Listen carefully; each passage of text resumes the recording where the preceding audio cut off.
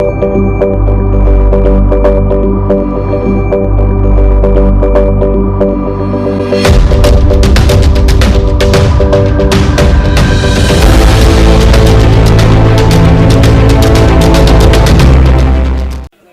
j'étais sollicité pour que nous menions, on va faire des tests.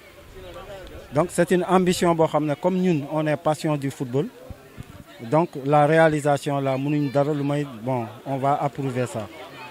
Oui, parce que le résultat Coupe d'Afrique, actuellement, tous les gens là, ils ont ambition d'être comme un Sadio Mané ou bien être comme un Gana Gueye ou bien ainsi de suite. Mais ce nit ki mënu ko def tant que jaarul ci formation. Il faut que nous former la nga mëna jaar ci ben stade bi parce que aussi tamit dafa am lu olof néna jangulo ba paré nga bëgg tari mënul nek. Donc li moy base bi. Su fekkante ne da nga bëgg former ay par exemple un futur professionnel, il faut mu jaar ci base. Té base bi du fenn lu may c'est la formation. Une école nak, un centre et comment dirais une académie beaucoup parce que faut degré d'instruction yi ñoo bokul quoi. Mais comme c'est la base, Babacar je le connais. C'est pas pour l'instant rek motax ñu ki mais qui on se connaît.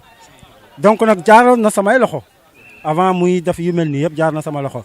Donc li man dama ko bëggoon yàggoon a bëgg depuis 95 j'avais demandé à son oncle ne ko comme jox nañ ma ASC Darou Salam j'aurais souhaité ñu def un centre de formation. Donc 95 jusqu'à nos jours ba légui bayiwuma. Donc nak man ay football truc yi intéressé wuma man c'est la formation. Je veux former des joueurs yo xamné buñu génné ñu xamné ñi amna fuñu jaar quoi. Donc non, c'est pas facile. Vous savez pourquoi c'est pas facile? Parce que dans la mesure où chacun veut démontrer son talent.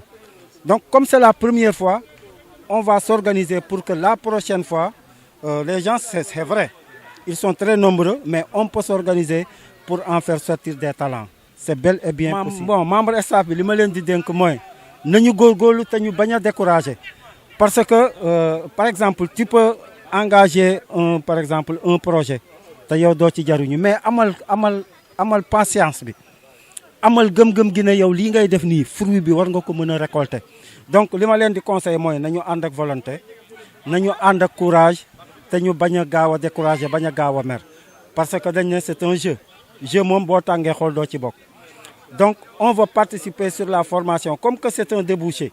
Les gens là, les jeunes, il faut qu'on les cadre, dañ leen di encadrer, dañ leen di guider pour au moins ñu am une réussite. Parce que dañ né la réussite se trouve au bout de l'effort.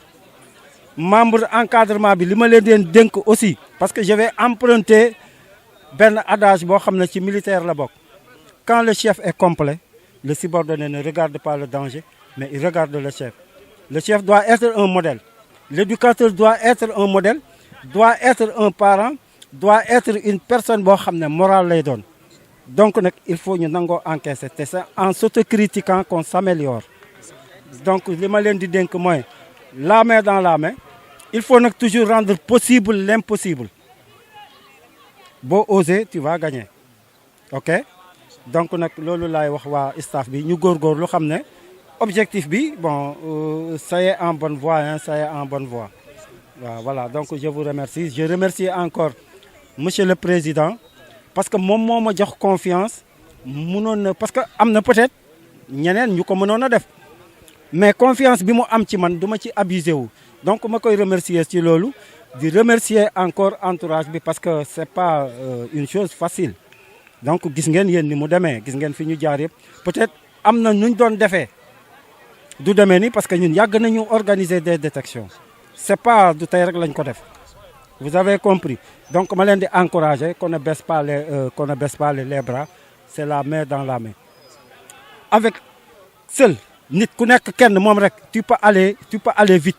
Mais quand vous êtes deux ou bien vous êtes trois, vous irez plus loin. Vous avez compris ce que je veux dire?